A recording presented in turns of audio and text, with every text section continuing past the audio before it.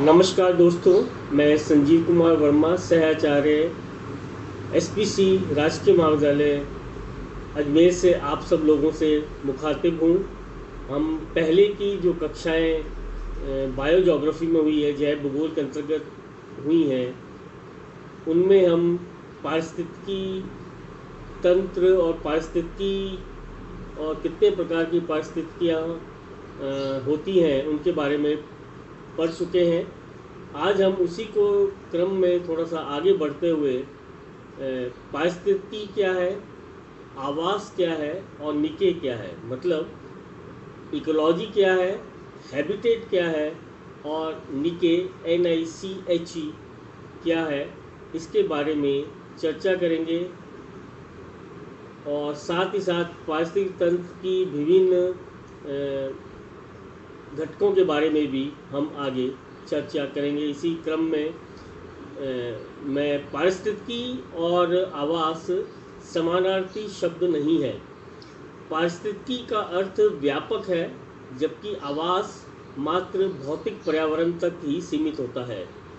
जीवों के आवास, पर्यावरणीय आवास या निवासीय क्षेत्र के लिए ग्रीक भाषा में ओकियोस OIKOS तथा अंग्रेजी में हैबिटेट HABITAT हैबिटेट शब्दों का प्रयोग हुआ है, जहां पारिस्थितिकियों के अंतर्गत पौधों एवं प्राणियों तथा उनके पर्यावरण के मध्य अंतर संबंधों का अध्ययन किया जाता है। जैसे कि आप पहले पढ़ चुके हैं, वही आवास या पर्यावास जीव मंडल की विशिष्ट क्षेत्रीय इकाई के भौतिक पर्यावरण की दशाओं का प्रतिनिधित्व करते हैं। ये भौतिक दशाएं विभिन्न जीव जंतुओं की प्रकृति तथा मौलिक विशेषताओं को निर्धारित करती है। क्योंकि भूपृष्ठ का सर्वत्र भौतिक दशाएं एक समान नहीं पाई जाती, अतः जैविक समुदायों में भी स्थानीय भिन्नता मिलती है। इस आधार पर पारिस्थितिकी तंत्रों को भी अनेक श्रेणियों में विभाजित किया जाता है। एक जीव का आवास वह स्थान होता है जहां वह रहता है। उदाहरणार्थ, बेक स्विमर मतलब नोटोनेक्स्टा एक प्रजाति है का आवास छिछली वनस्पति आवारित क्षेत्र या वेलांचली कटिबंध जिसे हम कहते हैं वो होता है, जो झीलों और तालाबों में पाया जाता है। एक त्रिलियम पौधे का आवास एक परिपक्व पतझड़ वन में नम व छायादार स्थान होता है। सामान्य प्रयोग की दृष्टि से आवास वह स्थान या स्थान का प्रकार होता है जहां जीव या जीव समुदाय निवास करता है, जैसे सागरीय, दलदली या शुष्क आवासों में। आवास को अनेक विद्वानों ने परिभाषित किया है। पहले हम बात करते हैं वॉन रिपर, एक वैज्ञानिक थे, उनकी परिभाषा है, एक जीव के क्रियाकलाप की क्षेत्रीय सीमा आवास कहलाती है। दूसरे जो वैज्ञानिक है उनका नाम है सिम्पॉन्स। इन्होंने कहा, वह स्थान जहां एक पादप या प्राणी सामान्यतः रहता है जिसकी विशिष्ट जैविक या भौतिक विशेषताएं होती है, वह निक या आवास कहलाता है। उदाहरण झील, वन आदि। तीसरे वैज्ञानिक है न्यू बिगिन। ये कहते हैं, ये उन समस्त प्रभावशाली दशाओं का योग होता है जो कि जीवों के निवास स्थलों पर पाई जाती है। तो हम अब इससे क्या समझते हैं कि आवास शब्द उस स्थान के लिए भी प्रयोग किया जा सकता है जहां एक संपूर्ण समुदाय रहता है। उदाहरणार्थ, सेंटसेज घास समुदाय का आवास वह स्थान है जहां बालू मृदा की कटकें पाई जाती हैं। ये क्षेत्र संयुक्त राज्य अमेरिका में वृत्त मैदान के दक्षिणी भाग में प्रवाहित नदियों के उत्तरी पार्श्व पर मिलते हैं। इस प्रकार समुदाय के आवास में जैविक तथा अजैविक वातावरण भी सम्मिलित रहता है। पारिस्थितिक गर्त निकेत या निके एक महत्वपूर्ण संकल्पना है अंग्रेज पारिस्थितिकीविद चार्ल्स एल्टन ने इस शब्द का सर्वप्रथम प्रयोग एक जीव का अपने समुदाय में कार्यात्मक स्तर किस प्रकार का है इस संबंध में किया था।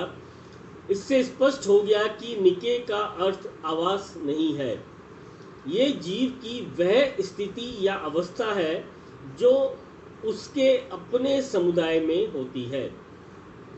एक जीव का निके मात्र इस बात पर निर्भर नहीं करता कि वह कहाँ रहता है, बल्कि इस बात पर भी निर्भर करता है कि वह क्या करता है। प्राकृतिक समुदाय में किसी जीव के स्तर को समझने के लिए ये आवश्यक है कि उसकी क्रियाएं, विशेषतः पोषक पदार्थ, ऊर्जा के स्रोत, वृद्धि दर आदि का भी अध्ययन किया जाए। इसलिए कहा जाता है कि आवास वास्तव में जीवों का पता है और निके उसका पेशा है। निके को परिभाषित करते हुए रिपर ने बताया कि जीव का वह समुदाय जिसमें वह रहता है उसके द्वारा निभाई गई सहयोगी भूमिका निके कहलाती है। सिमोन्स के शब्दों में एक जीव द्वारा विशिष्ट वातावरण में अपने संरचनात्मक, कायिक या व्यवहारिक अनुकूलन से जीव समुदाय में जो स्तर या स्थिति अर्जित की जाती है वह निके कहलाती है। इस प्रकार परस्पर संबंध होते हुए भी पारिस्थितिकी, आवास एवं निके में स्पष्ट भिन्नता होती है। जल, स्थल एवं वायुमंडल में अनेक प्रकार के पादप व प्राणी पाए जाते हैं। समस्त जीव परस्पर एक दूसरे को प्रभावित करने के साथ ही अपने चतुर्दिक पर्यावरण के साथ भी अन्योन्य क्रिया करते हैं, अर्थात जैविक वातावरण व भौतिक वातावरण में परस्पर अन्योन्याश्रित संबंध होता है। हरे पादप मृदा व वायुमंडल से सरल तत्वों को लेकर सूर्य के प्रकाश की उपस्थिति में भोजन का निर्माण करते हैं। कुछ प्राणी इन पौधों पर जीवन निर्वाह करते हैं, जबकि कुछ शाकभक्षी जीवों को अपना भोजन बनाते हैं।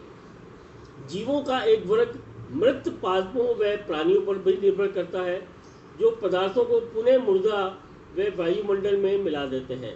इस प्रकार किसी भी क्षेत्र में पाए जाने वाले जीव समुदाय और पर्यावरण के तत्व संरचना एवं कार्य की दृष्टि से एक तंत्र के रूप में कार्य करते हैं, जिसे पारिस्थितिकी तंत्र कहा जाता है। पारिस्थितिकी तंत्र या इकोसिस्टम शब्द का सर्वप्रथम प्रयोग 1935 में टांसले ने किया। इसके लिए उन्होंने बायोजेनोसिस, बायोसिस्टम, होलोजेनेसिस, माइक्रोजम, इथोजेनेसिस आदि समानार्थी शब्दों का प्रयोग भी किया, किंतु इकोसिस्टम शब्द में सर्वाधिक प्रचलन में आया और पारिस्थितिक तंत्र की अनेक विद्वानों ने इसे परिभाषित किया है। भूगोल परिभाषा कोश के अनुसार पारिस्थितिकी तंत्र पौधों तथा जंतुओं का जैव समुदाय होता है, जिसका एक विशेष वातावरण से संबंध होता है।